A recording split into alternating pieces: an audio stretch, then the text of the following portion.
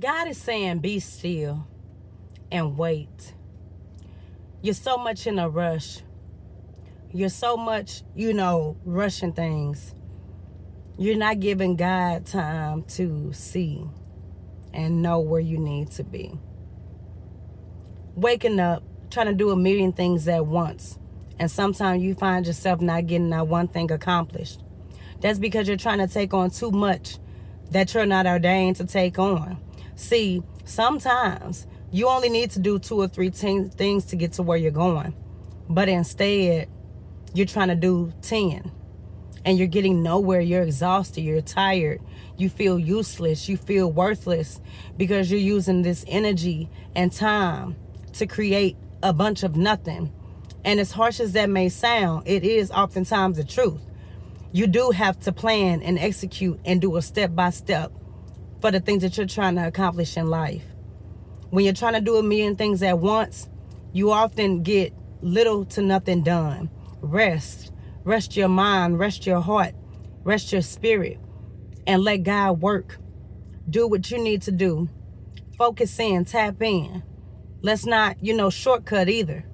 But let's not take on too much at one time. Let's not exhaust our moments because you only get one life.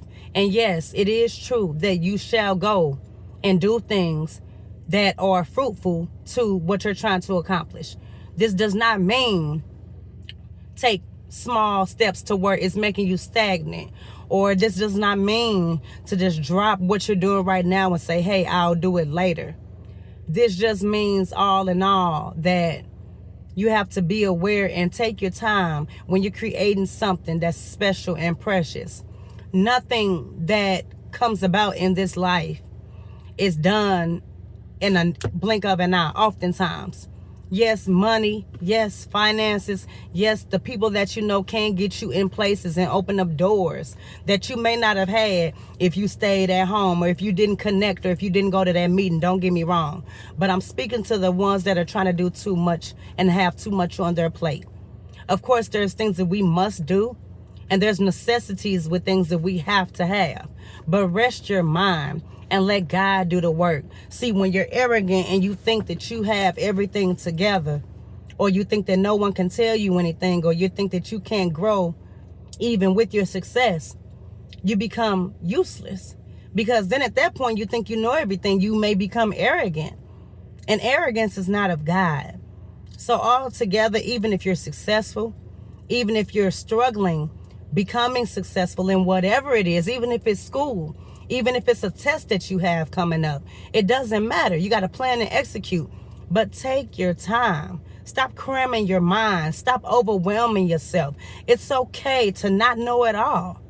And it's also okay to step back and say, hey, how can I break these things of life down to better myself? How can I break this down to where I can accomplish more than I came in with? How can I, make this a 1-2 step versus trying to do everything in the first hour? It never works out too well. And so you just have to know in this season, you have to take your time and realize that God is also on your side. You're not by yourself. You're not alone. You're not doing this race by yourself. You're not, just here to handle everything on your own. You're built to do things in Christ, but God also wants you to take your time and humble yourself and knowing that you don't know everything.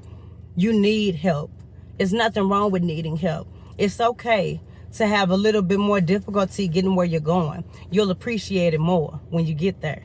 So this is just a word to anyone who's moving a little too fast. And I'm not saying be stagnant. Once again, I'm not saying just put everything to the side.